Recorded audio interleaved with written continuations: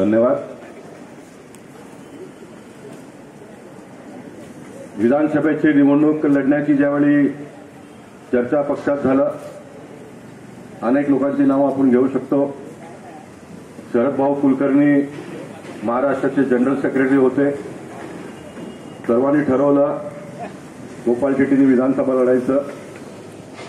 शरद भाऊंनी मला 2 नावं सांगितली, गोपाल तू या 2 लोकांना फक्त जाऊन भेट। आता त्यांनी आदेश दिल्यानंतर मी बोललो नक्की मी भेटीन। अर्धा तासांनी परत आले, मला बोलले गोपाल तुझा स्वभाव नाही कोणाच्या ऑफिसच्या बाहेर जाऊन उभं राहायचं, तू जाऊ नकोस। मी नाही गेलो।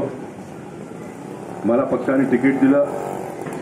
अटीतटीच्या लढाईत विधानसभेच्या निवडणुकीत मुंबईत सर्वात जास्त 52,000च्या मताधिक्याने निवडून देण्याचं काम बोरिवली दहिसर मागाठाणे एक विधानसभा असताना त्या लोकांनी केलं।